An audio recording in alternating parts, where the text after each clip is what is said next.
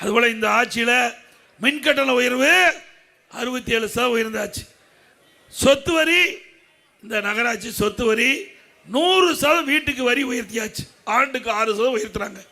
கடைக்கு 150% வரி உயர்வு, மின்கட்டணம் 67% உயர்வு.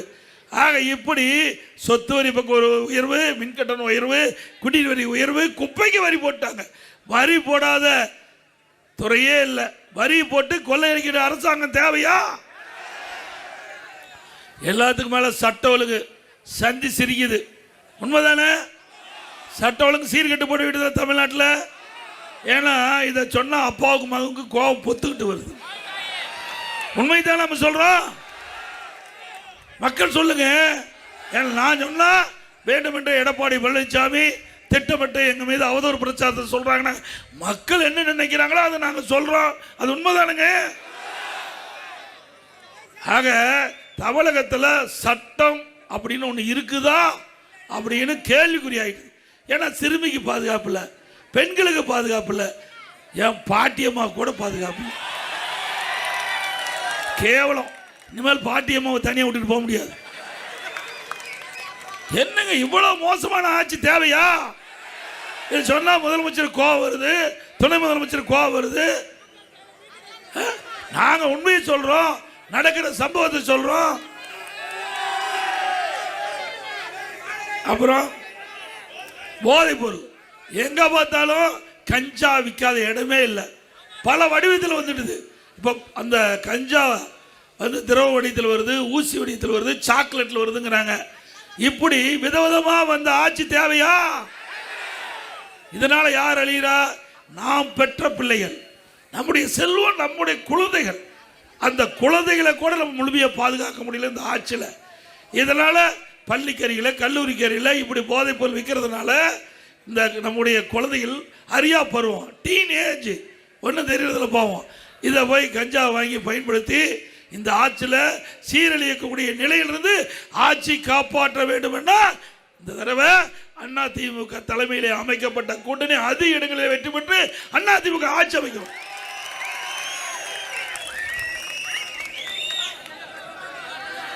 நல்லா சிந்திச்சு பாருங்க. தமிழ்நாட்டில்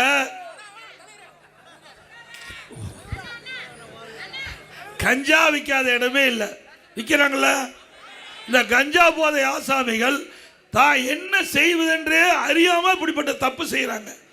இந்த குற்ற நிகழ்வுகள் அதிகமாக வர்றதுக்கு காரணம் இந்த கஞ்சா போதை ஆசாமியால் தான். இதனால தான் தமிழ்நாட்டில் கொலை, கொள்ளை, திருட்டு, வழிப்பறிவு, பாலியல் கொடுமை நடக்காத நாளே இல்லை.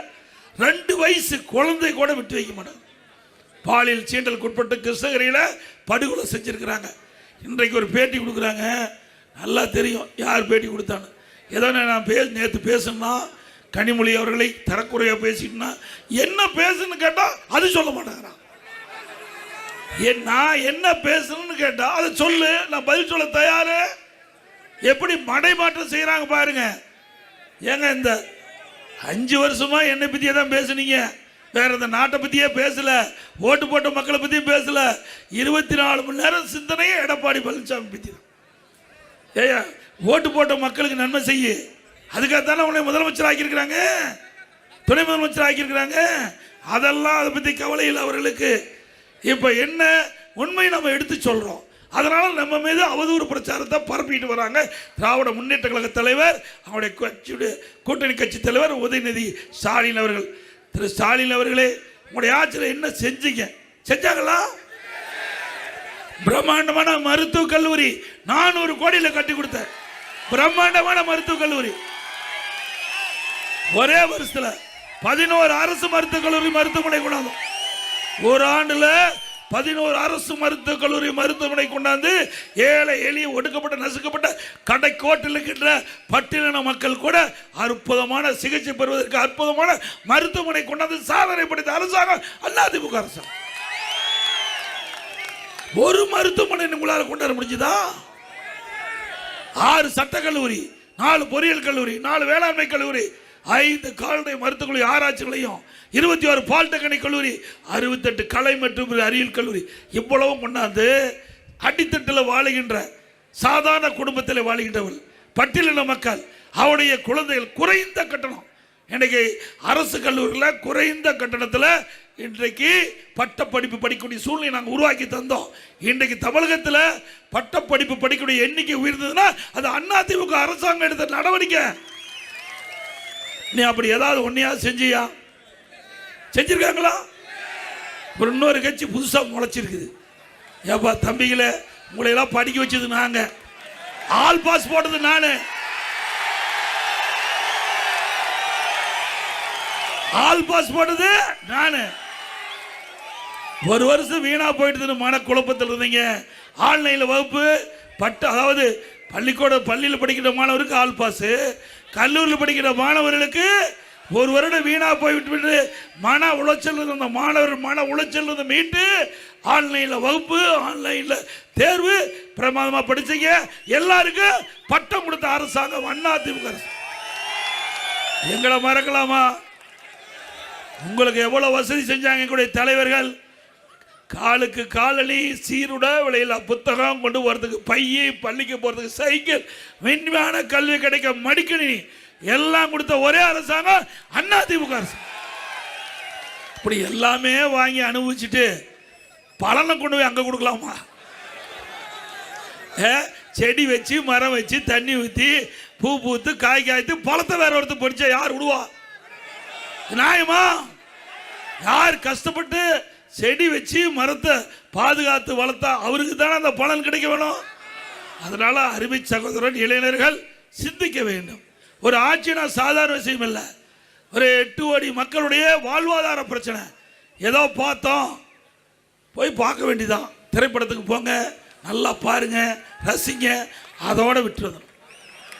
நாம கனவு காங்குறோம், நல்லா தூங்கும் போது கனவு காங்குறோம், அற்புதமான கனவு வரும்.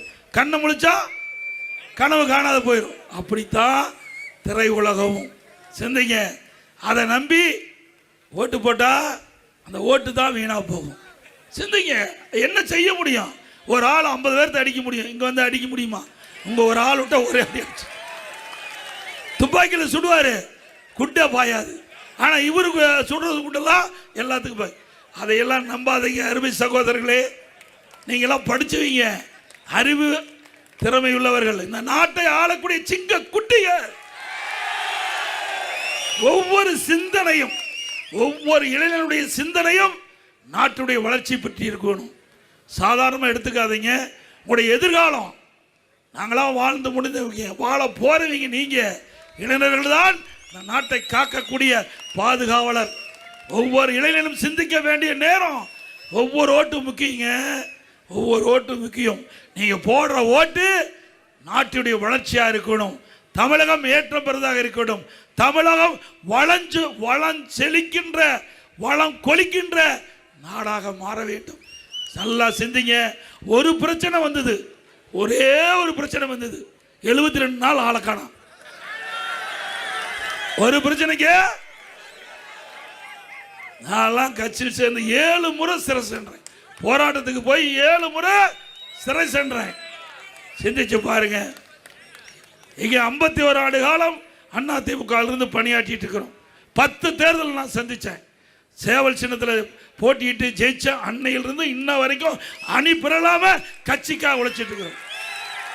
எவ்வளவு பிரச்சனை வந்தாலும் துணிச்சலோடு சந்தித்து மக்களை காப்பதுதான் ஒரு கட்சி தலைவருடைய கடமை. அப்படி ஏதாவது இருக்குதா? உண்மைதானே பேசுறோம்.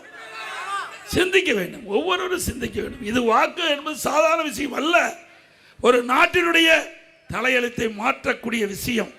இன்றைக்கு மக்கள் விரோத ஆட்சி அகற்றப்பட வேண்டும் என்றால் அந்த ஓட்டு யாருக்கு அளிக்க வேண்டும் என்று சிந்தித்து சிந்தித்து சிந்தனையில் அதிமுக கூட்டணிக்கு வாக்களித்தால் தான் நாடு காப்பாற்றப்படும் என்ற நிலையை நீங்கள் உருவாக்கணும்.